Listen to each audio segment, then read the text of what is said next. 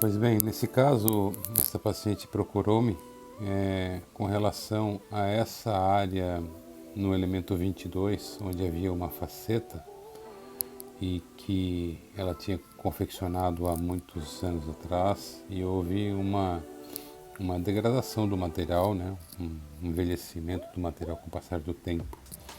Uma vista mais próxima, dá para perceber que ela tem os dentes íntegros, algumas lesões cervicais não cariosas restauradas, porém, de acordo com a conversa que eu tive com ela, a gente optou por remover essa resina toda existente e refazer novamente com resina composta. Observe uma vista mais aproximada que essa área próxima da gengiva está mais arroxeada, né, na região cervical do dente. Isso deve-se ao fato da gengiva ter um biotipo bem fino e transparecer a raiz escurecida de um dente que sofreu tratamento endodôntico já no passado. Uma vista só dos bordos dos dentes, né, anteriores, com o fundo preto fica mais fácil de detectar aquilo que a gente precisa crescer e a modificação que há necessário fazer. Aqui já é uma foto relacionada com após o preparo. Então dá para perceber que a embocadura do dente, né, da câmara pulpar ainda permaneceu uma resina. O canal estava bem tratado, não havia nenhuma reação preapical e a paciente resolveu, junto comigo e junto com as indicações referentes ao caso, tentar e fazer novamente o tratamento com resina composta. Nesse momento, com uma cureta de dentina, fazendo uma força de alavanca, removendo a faceta já com os excessos, pode ver que o fio veio juntamente com toda a peça. E é possível ver bem o bordo. Com um grafite, você demarca toda essa terminação. A sequência é a mesma que quando você vai reembasando um provisório, você delimita os bordos. Com um disco abrasivo, tira os excessos mais grosseiros, fazendo com que toda a forma, né, foi dada pelo preparo e pelo arco gengival seja respeitada. Nesse momento, a preocupação é delimitar somente o término da faceta. Num segundo momento, com uma inclinação um pouco diferente, já trabalha com um disco, já polindo essas áreas com o perfil de emergência correto, já o formato das arestas, para poder dar um acabamento melhor. Essa é uma das vantagens da técnica, onde você consegue dar todo o acabamento e polimento fora da boca numa zona crítica, onde depois feito de uma forma quando é feito de forma direta fica difícil. Fazendo uma prova úmida agora, pode ver como ela adapta bem, integra-se bem ao substrato. Parece que a cor bateu corretamente, né? Tá bem satisfatória a situação, não tem excesso. Então agora é preparar para cimentar essa peça. Nesse momento, agora estou protegendo os dentes laterais com uma fita Teflon um pouco mais espessa. Essa fita é utilizada para encanamentos a gás, né, para vedar tubulações a gás. E segundo, eu coloquei uma tira de uma faceta para canos de água, para sistemas hidráulicos. Essa é uma técnica que eu vi há muito tempo no Facebook, eu não sei de quem ela é e não tenho nem como referenciar, mas ela tem sido bem útil para que em casos isolados, né, e ela é menos traumática do ponto de vista de colocar um grampo retrator.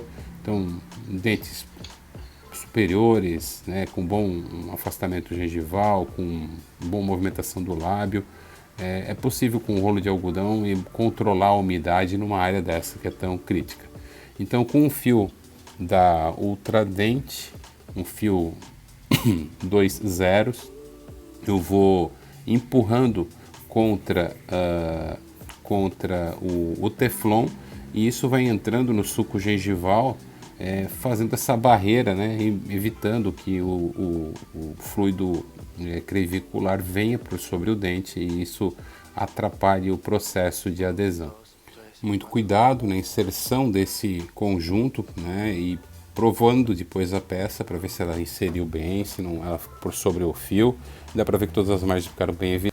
O cimento resinoso utilizado foi um fotopolimerizável NX3 da Care, de o condicionamento ácido total do substrato é feito, na sequência é secado absolutamente, né? Toda a área é seca, aplicado o sistema universal que vem no kit, né? De forma vigorosa, em torno de 20 a 30 segundos. É importante salientar que esse sistema ele não deve ser fotoativado antes da inserção da peça e do cimento.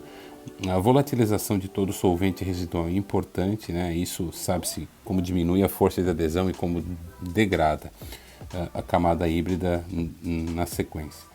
O cimento já havia sido escolhido previamente com uma pasta Train, importante deixar um excesso considerável para você ter certeza que toda a peça foi preenchida, né? Toda a parte interna foi preenchida com o cimento. Com esse instrumento, que é um instrumento para estimulação gengival, ele não é vendido aqui no Brasil. Eu vou deixar na descrição do vídeo os materiais usados, inclusive esse instrumento. Tá? Eu removo de forma bem delicada esse excesso de resina que ficou do sistema adesivo. Então, aos poucos, você vai tendo mais controle sobre essa resina. Dou uma fotopolimerização pontual, tem uma ponteirinha da Valo, do sistema de fotopolimerizador da Valo, que vai fazer uma fotopolimerização pontual no terço médio e cervical da faceta. Isso vai facilitar o remover os excessos que estão na fase gel dessa resina, desse cimento resinoso. Agora, removendo todo esse aparato que eu coloquei como isolamento, obviamente vai haver um leve sangramento em virtude da inserção do fio e do teflon, né, mas não é nada extremamente traumático. Uma lâmina 12 já me ajuda a remover os excessos proximais desse cimento, e depois por palatal eu consigo também com uma ponta diamantada remover. O fio dental é importante para você buscar algum tipo de excesso ou desadaptação que tenha ficado naquela área, tá? Facilita bastante. Lâmina 12 é algo que não dá para faltar na mesa nesse momento. Depois de todo esse processo, foi feita uma nova fotopolimerização incremental, aí não mostrei aqui no vídeo, e estou dando o acabamento final, o polimento final nessas áreas. Então aí a peça está entregue, né? E aqui vocês podem ver o resultado final, né, do sorriso da paciente. Observe que o aspecto arroxeado da gengiva ainda permanece, mas isso é inerente ao caso, né? Nessa vista de meio perfil, né?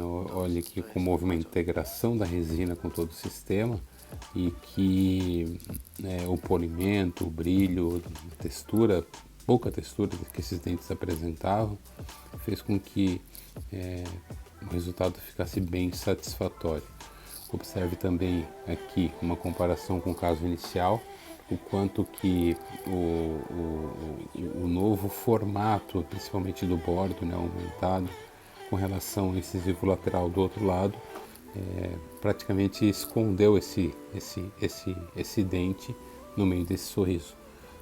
Resultado final, né, comparando ao inicial, demonstrando que é uma técnica que ela tem uma certa curva de aprendizado, mas ela, para casos unitários, eu acho que ela é muito, muito bem indicada.